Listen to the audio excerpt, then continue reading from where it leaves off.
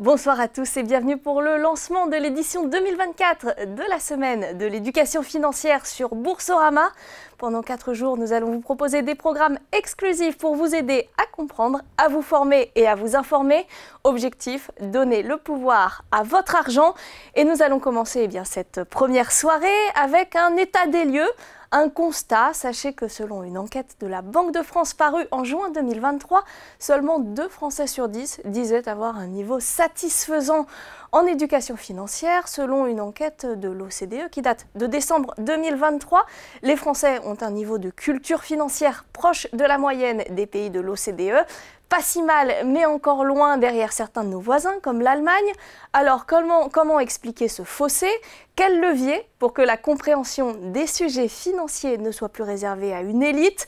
On va en parler avec 2 invités ce soir. D'abord, Alexis Janin. Bonsoir, Alexis. Bonsoir. Vous êtes directeur des activités de cotation PME et ETI chez Euronext et vous êtes aux côtés de Marc Lefebvre. Bonsoir Marc. Bonsoir Johanna. Vous êtes quant à vous président de Place des investisseurs. Alors juste avant qu'on démarre, je rappelle à tous nos internautes que vous pouvez poser des questions à tout moment. Nous y répondrons en fin de webinaire. On va démarrer avec ce constat.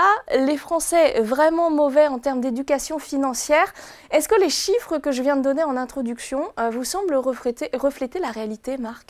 Alors oui, tout à fait. C'est vraiment ce que l'on pourrait qualifier de moyen, voire mauvais. Mais ce qui est intéressant, c'est de voir que les investisseurs eux-mêmes ont une opinion plus élevée d'eux-mêmes. Ils se disent d'ailleurs plutôt autonomes et de plus en plus actifs dans la gestion de leur portefeuille, par exemple, si on revient sur les actions. Mais donc, je pense qu'il y a effectivement il y a un différentiel réel entre ce que l'on pense être et ce que l'on est. Est-ce que ça veut dire aussi peut-être qu'il y a un fossé entre ceux qui se lancent, ceux qui investissent et ceux finalement qui restent un peu sur le bord de la route parce qu'ils n'osent pas ? Alors exactement, et on voit les jeunes de plus en plus dynamiques pour se lancer, et ça c'est bien. Je dirais que c'est l'un des enseignements de l'étude qu'on fait avec OpinionWay depuis plusieurs années. On voit que les néo-investisseurs, ceux qui sont apparus juste avant ou pendant le Covid, qui représentent maintenant près d'1 tiers des particuliers, en tout cas c'est les statistiques que nous avons, donc près d'1,3 million de personnes, la proportion s'est largement rajeunie et ces personnes sont beaucoup plus sensibles à ces sujets. Donc ça va dans le bon sens, moyenne d'âge moins élevée, mais également forte sensibilisation et self-education, si on parle en bon français, de ce public qui va dans le bon sens. Donc qui s'éduquent par eux-mêmes. Exactement. Évitons les anglicismes ce soir, on va en tout cas essayer. Alexis, est-ce que vous avez l'impression qu'il y a un désintérêt des Français pour ces sujets financiers? Un désintérêt, non, absolument pas. Mais comme c'était évoqué par Marc il y a un instant, on constate une dynamique et c'est particulièrement vrai sur les actions cotées, notamment ces derniers trimestres et depuis cette période Covid où on a vu émerger une nouvelle génération d'investisseurs. Comme l'évoquait à l'instant Marc, notamment la tranche des 18-35 ans, beaucoup plus présente que précédemment sur les marchés financiers. C'est des gens qui sont exposés à de multiples produits, beaucoup plus probablement encore que leurs aînés, avec, et on y reviendra sans doute, un certain appétit pour le risque. En tout cas, nous, en tant que professionnels, c'est comme ça qu'on le situe. Donc, non, je pense qu'il y a vraiment cet appétit-là. En revanche, ça pose la question, effectivement, de la formation, de l'accès à l'information et du décryptage de la manière dont ces gens peuvent investir aujourd'hui. Marc ? Tout à fait en phase. Je pense que tout ça, il faut aller peut-être chercher un peu plus d'où vient ce manque d'éducation pour les personnes moins jeunes. Mais bon, je suis sûr qu'on va en parler, mais il y a effectivement tout un historique. Je pense que si on arrivait, sans polémique aucune, mais à des retraites par capitalisation et non simplement par substitution, eh bien on serait par répartition, pardon, on serait beaucoup plus dans une dynamique d'éducation forte. Regardez ce qui se passe dans les pays du Nord. Les pays du Nord sont beaucoup plus éduqués parce qu'ils doivent penser à tous ces sujets. Et si vous devez y penser, si vous êtes contraint, vous devez naturellement vous tourner vers ces sujets. Ça veut dire quoi? Que finalement, on est tellement, pas assuré, mais rassuré en tout cas par l'avenir, qu'on ne s'intéresse pas forcément à l'épargne? C'est exactement ce que disait l'ancien président de l'AFG, l'Association française de gestion, qui disait l'éducation, on n'a pas à s'en occuper, c'est fourni, la retraite, on n'a pas à s'en occuper, c'est fourni. Enfin, on rend les gens un peu passifs, malheureusement. S'il y avait un peu plus de proactivité ou d'activité, les gens devraient naturellement s'y intéresser. Donc je pense, alors là, on peut revenir sur les grands sujets de désintermédiation du financement. Aux États-Unis, vous savez que 2/3 du patrimoine des Américains est en bourse, 1/3 en immobilier. En France, c'est l'exact inverse. C'est assez illustratif de cette situation. C'est peut-être aussi dû aux informations qu'on donne finalement aux Français.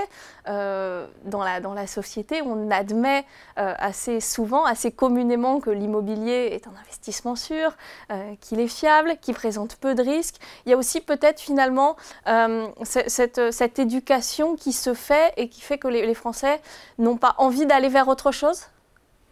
Alors je ne sais pas, déjà on peut signaler qu'il y a la stratégie nationale d'éducation financière qui commence à se mettre en place et cette année pour la première fois toute une classe d'âge a été formée, en l'occurrence au collège, sur ces questions. Alors c'est un premier module de 2 heures je crois pour les classes de 4e qui a été mis en place en 2023, c'est déjà un premier pas. Faut commencer par quelque chose. Exactement, pour éduquer les nouvelles générations.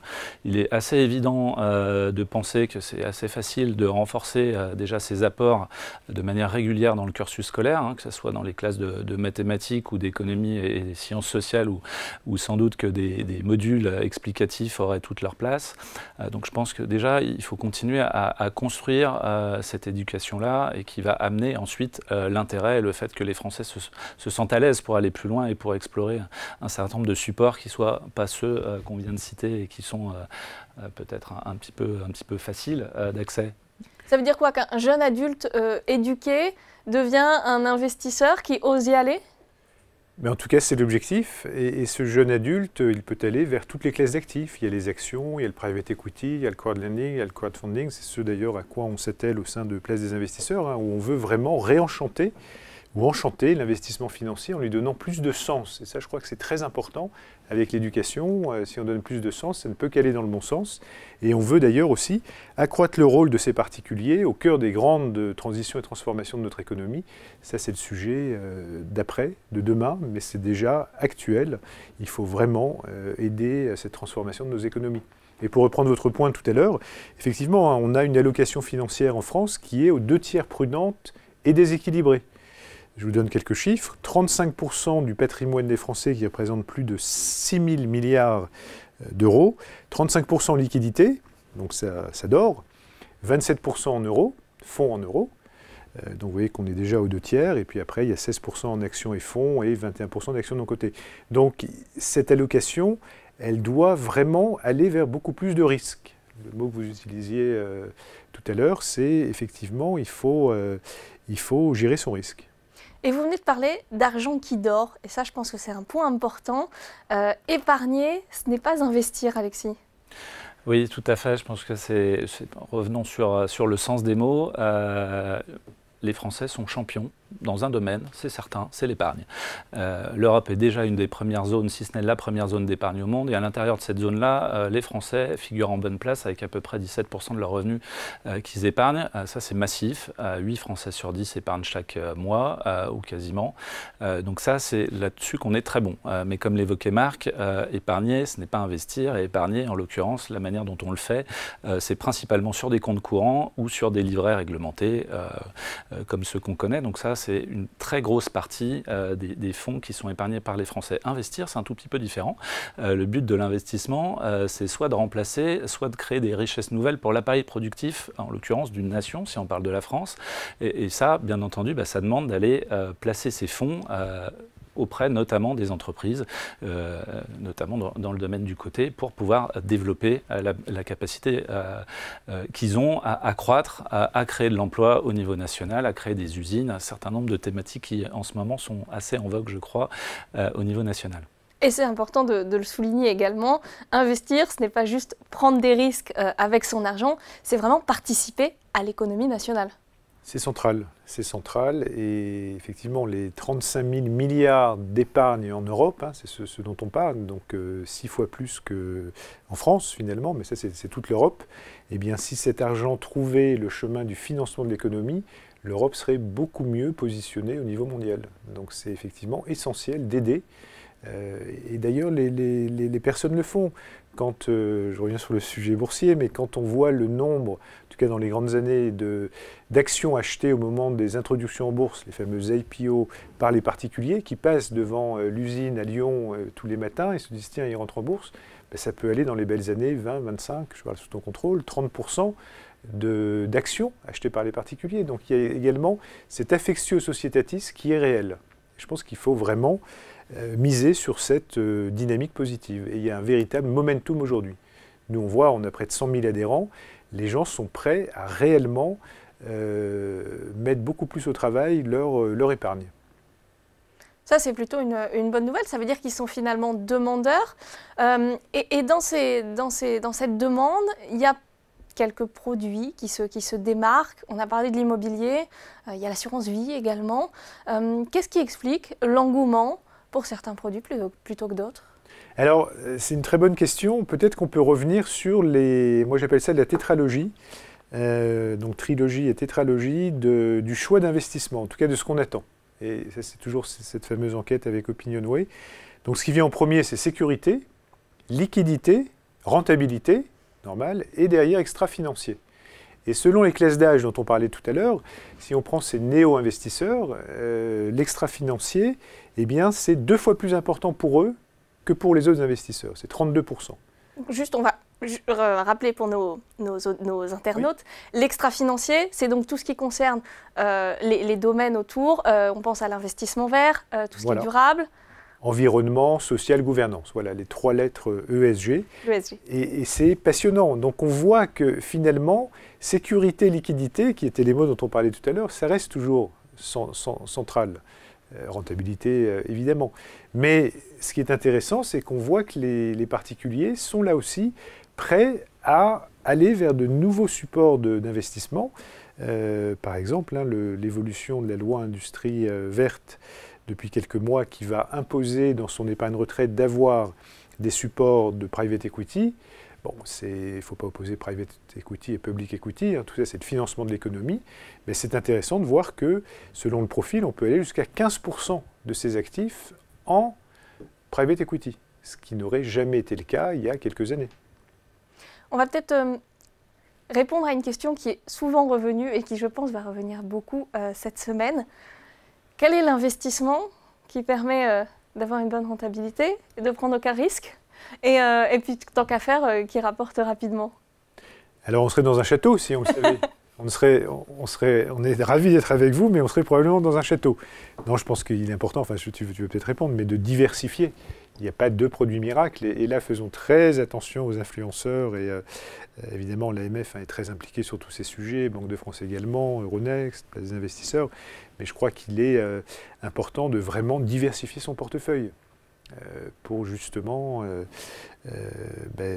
essayer de capitaliser sur tout ce qui peut rapporter.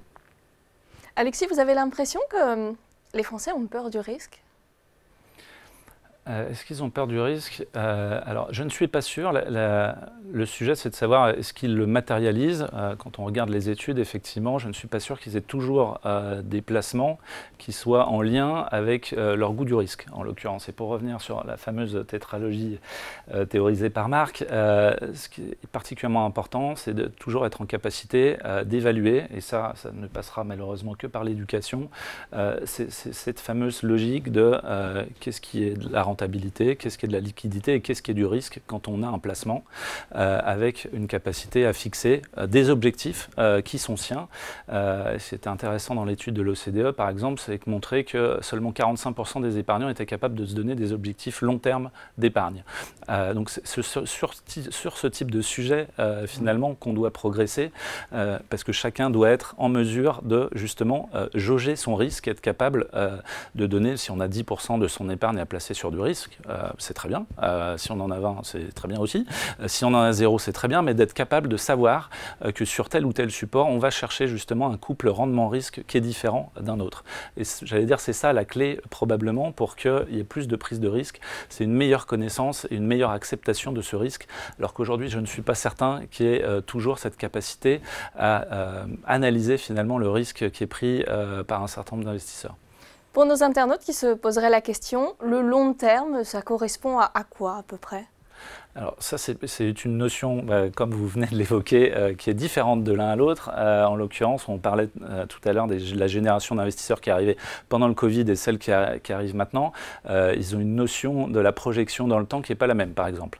On voit que jusqu'à maintenant, à moins de 5 ans, il y avait seulement 14% des anciens investisseurs qui projetaient leurs investissements. Maintenant, c'est 43% sur les nouveaux. Donc on voit que cette notion justement de capacité à capter de la valeur est plus courte pour les nouveaux investisseurs. Donc la projection, le long terme pour eux, c'est peut-être 5 ans.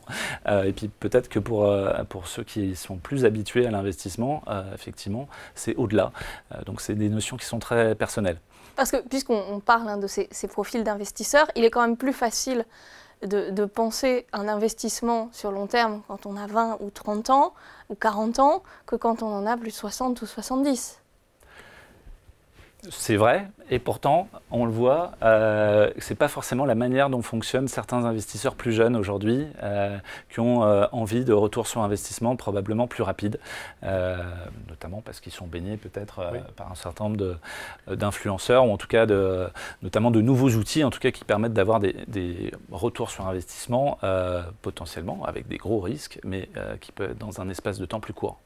Après, ce qui est réel, c'est qu'effectivement, plus vous vous approchez de l'âge de la retraite ou en âge de retraite, plus la partie risquée de votre portefeuille, en tout cas c'est le conseil qu'on donne, diminue.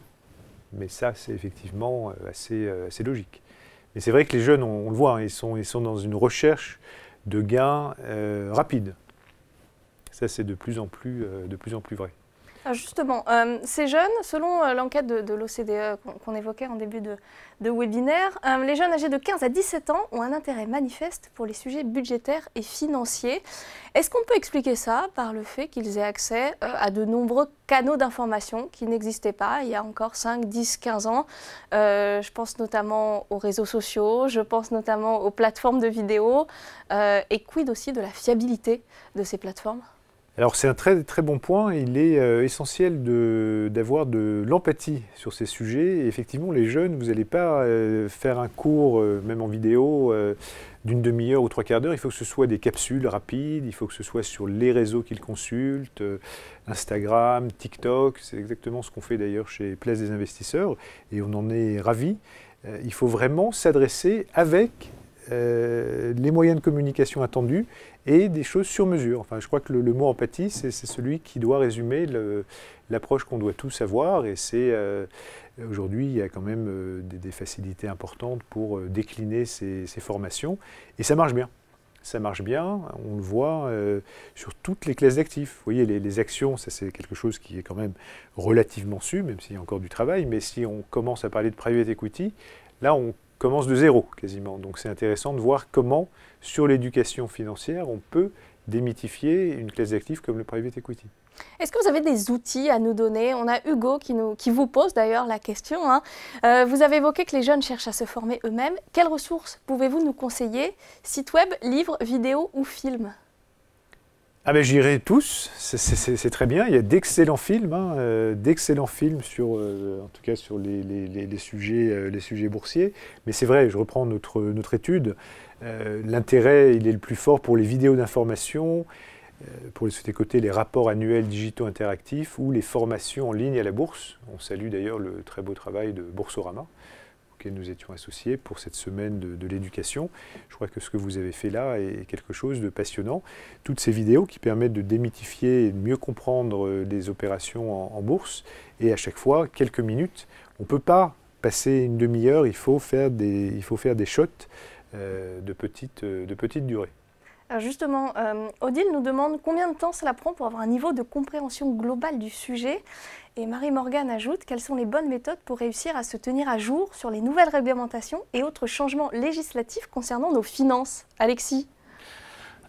Oula, Combien de temps pour maîtriser en tout cas les bases de la finance? Je pense que c'est comme beaucoup de matières, c'est la formation continue qui va payer. Et pour revenir sur ce qui était évoqué, ce qu'on peut voir aujourd'hui, en tout cas sur ces nouveaux investisseurs, c'est que finalement ils sont un peu agnostiques dans la manière dont ils s'informent. C'est-à-dire qu'ils s'informent un peu comme leurs aïeuls, avec, comme l'évoquait Marc, la documentation des sociétés, des sites assez institutionnels, des banques, d'un certain nombre de médias traditionnels spécialisés, papier ou non. Et ensuite, effectivement, ils vont chercher des nouveaux médias, des influenceurs, des réseaux sociaux, du bouche à oreille qui continue à fonctionner énormément aussi dans la manière dont ils appréhendent les sujets. Et en fait, c'est avec cette pluralité d'informations qu'ils vont se forger une opinion sur un sujet. Ce qui est intéressant, c'est que du coup, effectivement, ça pousse aussi les acteurs traditionnels à transformer la manière dont ils vont fonctionner, dont ils vont appréhender les discussions avec les investisseurs, avec, comme c'était évoqué, des formats vidéo, des formats audio consommables très rapidement et beaucoup plus simples. D'ailleurs, vous pouvez voir qu'il y a un certain nombre de sociétés qui commencent ou qui le font déjà depuis plusieurs années, communiquer sur Instagram ou sur ce type de support, ce qu'ils ne faisaient absolument pas il y a encore 2 ou 3 ans. Donc voilà, c'est cette transformation-là et je pense qu'il faut continuer à se nourrir justement avec ces sujets-là. Ensuite, il ne faut pas oublier, pour revenir sur la question, qu'il y a des acteurs qui sont légitimes pour communiquer et d'autres qui ne le sont pas. En l'occurrence, donner un conseil en investissement, il faut avoir un agrément pour ça. Par exemple, je pose ce sujet-là. Donc effectivement, il faut toujours se rapprocher des sites, des sociétés qui communiquent, de l'autorité des marchés financiers, d'acteurs, bien sûr, puisqu'on est accueilli aujourd'hui chez Boursorama, comme Boursorama qui lance ses campus en ce moment de formation et qui va permettre d'avoir une bibliothèque sur laquelle on va pouvoir venir piocher petit à petit un certain nombre d'éléments pour monter en puissance et en compétence justement. Et c'est bien entendu sur ces acteurs légitimes qu'il faut s'appuyer pour se forger sa culture générale. On a parlé du combien de temps pour apprendre les bases. Une question qui nous vient de Julia, c'est le à partir de quand. Elle nous dit, selon vous, à partir de quel âge environ peut-on sensibiliser des jeunes à cette éducation financière? Je suis enseignante en CM2 et j'aimerais pouvoir démarrer petit à petit à les sensibiliser à ce sujet. Quelles seraient vos pistes et vos recommandations? Alors, il y a un truc qui est pas mal, c'est l'argent de poche. L'argent de poche, c'est pas une éducation financière totale, mais c'est un premier rapport où on peut apprendre beaucoup de choses. Et l'argent de poche, j'ai pas mal d'enfants, mais je ne sais plus, ils avaient de l'argent de poche justement, je pense, en CM2 ou 6e, enfin on va dire 6e. Donc ça peut, ce qu'a fait la Banque de France, je crois que tu en parlais, donc en 4e, donc justement apprendre à gérer un budget, ça ils ont commencé à le faire en 4e, mais je pense qu'on peut commencer même plus jeune, dès la 6e, donc ça c'est, il ne faut pas perdre de temps. Alexis? Déjà, on voit qu'il y a 25% des Français qui, justement, ne font pas ce travail-là de gestion de leur budget. Quand on les interroge, en tout cas, c'est l'étude de la Banque de France. Donc, déjà, ce qu'évoque Marc, c'est assez symptomatique. C'est déjà si on apprend ça dès le plus jeune âge, et du coup, assez logiquement, quand on se projette sur ne pas dépenser son argent de poche, on se projette aussi sur faire un budget, le gérer à long terme, ne pas acheter n'importe quoi, n'importe quand. On travaille son rapport à l'argent, puisqu'il y a 3 composantes, en fait, qui sont étudiées. Il y a les connaissances, il y a le rapport à l'argent, est-ce qu'on vit comme une fourmi ou comme une cigale, et le dernier point, c'est les comportements qu'on adopte. Donc en fait, c'est sur ces 3 volets, même très jeunes, qu'on peut évoluer. Effectivement, en CM2, on n'a pas forcément une capacité à augmenter son niveau de connaissance, parce que pour plein de raisons, notamment en termes de mathématiques, c'est peut-être difficile de modéliser certaines choses. Par contre, le rapport à l'argent et les comportements, ça, on peut déjà les acquérir et les travailler. Une question qui revient également beaucoup, qui est en rapport avec ça, c'est Saïda qui nous la pose.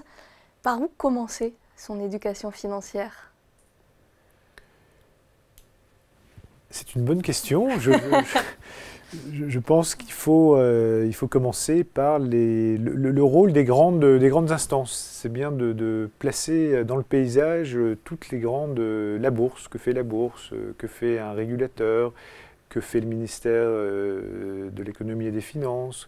Voilà, donc je dirais un beau mapping déjà des acteurs pour après essayer de tisser le lien entre tous ces acteurs.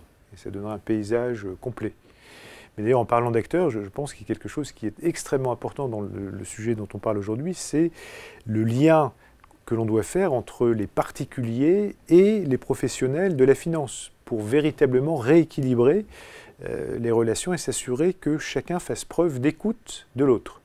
Ce que je veux dire par là, c'est qu'aujourd'hui, malheureusement, on voit encore des professionnels qui n'ont pas toujours l'écoute, la pédagogie, l'innovation et la transparence sur ce qu'ils créent. Alors évidemment, si on ne crée pas des produits attractifs et qui sont les produits qu'attendent, on revient sur ce sujet d'empathie, qu'attendent les particuliers, mais on ne va pas y arriver. Mais là, ça c'est une fois qu'on est déjà éduqué financièrement. Donc peut-être que je vais trop loin par rapport à la question. Écoutez, on va poser une première pierre là, maintenant, ce soir, puisque Marc, vous avez créé quelques interrogations chez nos internautes. Gaël nous demande, pouvez-vous expliquer Private et Public Equity ?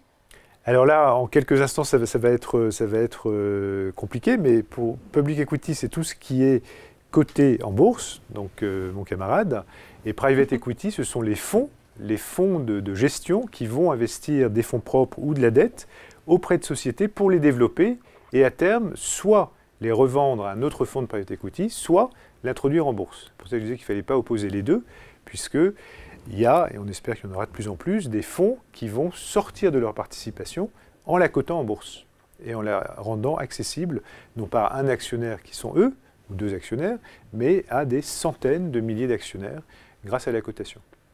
Voilà de quoi démarrer avec des premières notions. On en verra tout au long de la semaine. On approche de la fin de ce webinaire. Alexis, si on veut donner peut-être 3 grands points pour nos internautes, ils veulent s'éduquer financièrement, qu'est-ce qu'ils font? Ils trouvent évidemment les supports de formation institutionnels, on en a parlé. Oui, après je reviendrai à un point qu'on a quand même traité, mais c'est un point qui me tient à cœur et à Marc aussi. Je pense qu'à nouveau, réfléchir à cette différence entre l'épargne et l'investissement. Et du coup, quand on a cette volonté de faire travailler son argent, réfléchir à ce que veut dire investissement, à ce dans quoi on a envie de positionner son argent pour que ça crée de la valeur pour notre société. Je pense que c'est quelque chose d'important aujourd'hui. Et pour ça, nos PME, nos ETI sur les territoires sont extrêmement intéressantes parce que créatrices d'emplois, parce que, comme on l'évoquait aussi, avec une dimension environnementale, sociale et de gouvernance qui est assez importante. Nous, ce dont on se rend compte, en fait, c'est que les investisseurs particuliers à qui on parle au quotidien ont envie d'investir dans les sociétés dans lesquelles ils auraient envie de travailler ou dans lesquelles ils auraient envie que leurs enfants travaillent. Et pour moi, c'est ça qui est assez essentiel aujourd'hui quand on mobilise son argent, et c'est de regarder si on ne peut pas l'investir dans ce type de projet.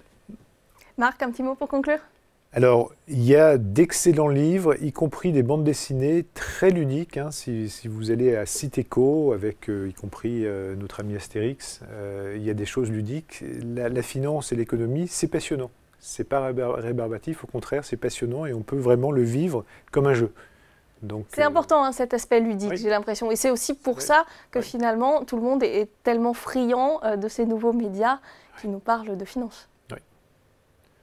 Merci beaucoup. On va continuer à s'éduquer. On va maintenant vous faire découvrir un des canaux d'information, d'éducation disponibles. C'est le Bourso Campus. C'est la nouvelle plateforme d'éducation financière de Boursorama. Je vous laisse la découvrir en vidéo et on se retrouve juste après.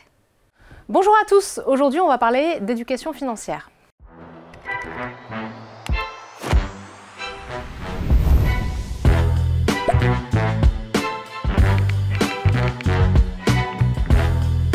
L'éducation financière, ce sont les bases que chacun devrait maîtriser pour bien comprendre l'univers économique et financier dans lequel il évolue et ainsi apprendre à gérer correctement son argent.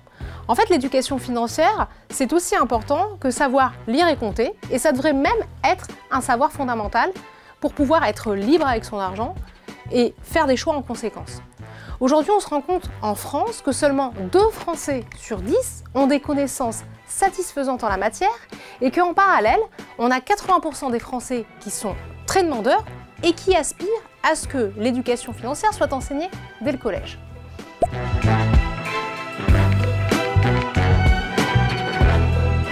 Alors Bourso Campus, il est justement né de ce constat. C'est-à-dire d'un côté un pays, en l'occurrence la France, qui n'est certes pas la plus mauvaise en termes d'éducation financière. Selon une récente étude de l'OCDE, on est finalement assez moyen, donc pas les plus mauvais élèves de la classe. D'un autre côté, un fort besoin, une forte demande des gens, une forte appétence pour comprendre ces sujets-là. Nous, de notre côté, on a dressé un peu un état des lieux, on a fait un tour d'horizon des meilleures pratiques en la matière, que ce soit en France ou à l'étranger. On s'est rendu compte que certes, des initiatives avaient émergé, mais que finalement, elles étaient assez disparates. Parfois, on avait des contenus peu exacts, parfois cachés, pas suffisamment mis en valeur, ou encore inexacts, il faut le dire. Et là, dans tout ça, on s'est dit, ok, Bourso-Banque, en l'occurrence, on est la banque aux 6 millions de clients. Ça signifie aujourd'hui qu'on n'est plus un petit acteur parmi d'autres. On a une vraie responsabilité sociale en la matière. En plus de ça, depuis 16 ans maintenant, on est la banque la moins chère. On s'est toujours engagé pour rendre finalement à chacun le pouvoir d'agir sur son argent. C'est d'ailleurs notre raison d'être. Donc là, une fois qu'on a dit tout ça, toutes les planètes étaient alignées pour se dire que nous, en la matière, on avait finalement un rôle à jouer en termes d'éducation financière, à la fois pour nos clients et nos prospects.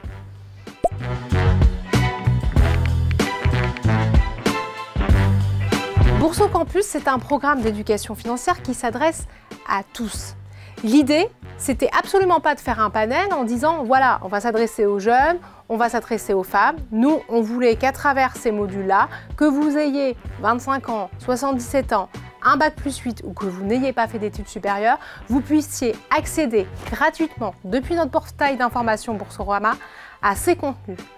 Vous avez envie de vous former, vous avez envie de comprendre l'univers économique et financier dans lequel vous évoluez, vous avez envie de comprendre les produits possibles et disponibles pour votre épargne et potentiellement pour investir. Autrement dit, vous avez envie de prendre ou de reprendre le pouvoir sur votre argent. Alors Bourso Campus est fait pour vous.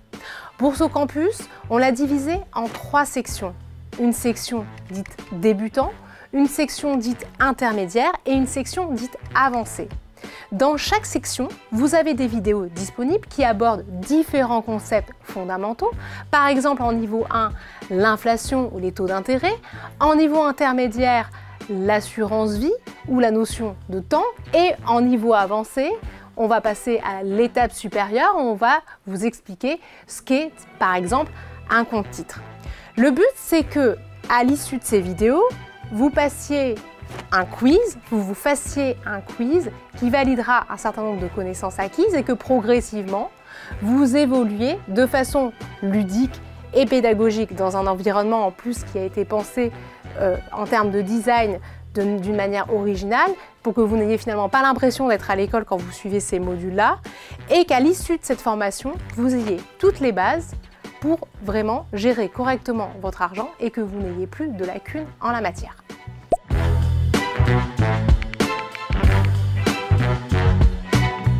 Le but de Bourso Campus, c'est d'apporter à chacun des connaissances financières. Avec ce projet, on ambitionne tout simplement de devenir la référence en termes d'éducation financière en France.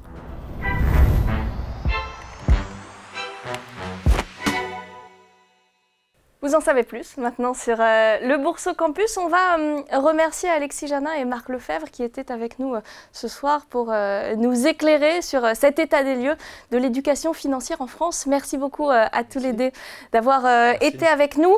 Pour les notions qui vous sembleraient pas tout à fait claires ou sur lesquelles vous avez besoin d'éclaircissements, rendez-vous mercredi à 18h30. On décryptera tous les vocabulaires et tous les produits. Prochain webinaire de cette semaine de l'éducation financière par Boursorama dans quelques instants. Le temps de nous rejoindre sur la plateforme et sur le lien de ce deuxième webinaire. On verra comment gérer son budget pour se dégager une épargne. On se retrouve tout de suite.